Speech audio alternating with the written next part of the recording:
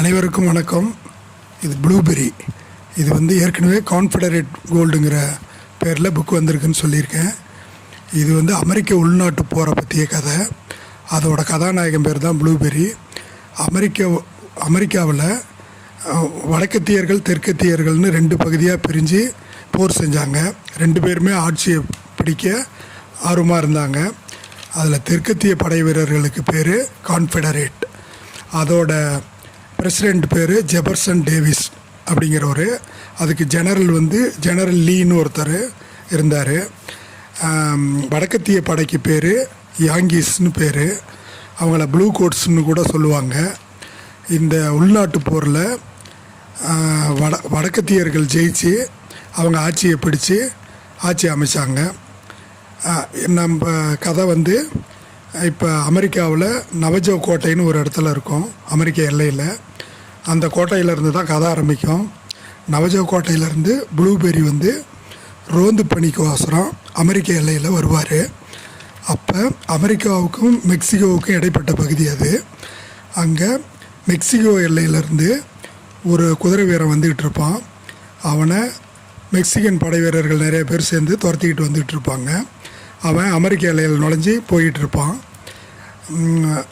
அவங்க எல்லையை ஊடுருவுற எண்ணம் இல்லாமல் மெக்சிகன் படை வீரர்கள் அமெரிக்காவுக்குள்ளே நுழைவாங்க. அப்போ ரோந்து பணியில் இருந்த ப்ளூபெரி போய் அந்த படை வீரர்களை தடுப்பார். அவன் அந்த படை வீரர்களுக்கு, மெக்சிகோ படை வீரர்களுக்கு தலைவன் விகோன்னு பேர். அவன் ப்ளூபெரிக்கிட்ட, நான் அந்த படை வீரனை துரத்தி போய் பிடிக்கிறேன், உனக்கு பணம் தரேன் அப்படின்னு சொல்லுவாப்புல. அதுக்கு அவர் ஒத்துக்க மாட்டார். அவங்கள திருப்பி போக சொல்லி சண்டை பண்ணி அனுப்பிச்சி விட்ருவார். எதுக்கு அவனை துரத்துறீங்கன்னு கேட்பார். அப்போ அந்த மெக்சிகன் படைத்தலைவர் சொல்லுவான், அவன் இராணுவ அரசாங்க ரகசியத்தை திருடிக்கிட்டு வந்திருக்கிறான், அதனால தான் அவனை விரட்டுறோம் அப்படிம்பாங்க. இது அரசாங்க ரகசியம்லாம் இங்கே குற்றம் கிடையாது அப்படின்னு சொல்லிவிட்டு அவங்கள திருப்பி அனுப்பிச்சிட்டு இவர் அந்த குதிரை வீரனை துரத்திக்கிட்டு போய் பிடிக்க போவார். ஏன்னா அந்த அரசாங்க ரகசியம் என்னங்கிறது தெரிஞ்சுக்கிற ஆர்வம் அவருக்கு அதிகமாக இருக்கும். அவன் அந்த குதிரையில் போய்கிட்டு இருந்த வீரன் பின்னால் இவர் ப்ளூபெரி வர்றதை பார்த்துட்டு மெக்சிகோ வீரர்கள் தான் வராங்கன்னு நினச்சி பயந்துக்கிட்டு ரொம்ப ஸ்பீடாக குதிரையை ஓட்டிகிட்டு போய் ஒரு 100 அடி பள்ளம் இருக்கும், அதில் விழுந்து இறந்துருவான். இவர் ப்ளூபெரி அந்த பள்ளத்தில் இறங்கி அந்த வீரனோட உடம்புல பார்க்கக்குள்ள அவன் பாக்கெட்டில் ஒரு மெசேஜ், ஒரு கடிதம் இருக்கும்.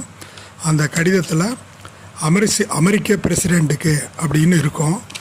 உடனே அந்த கடிதத்தை எடுத்துகிட்டு போய் இவன்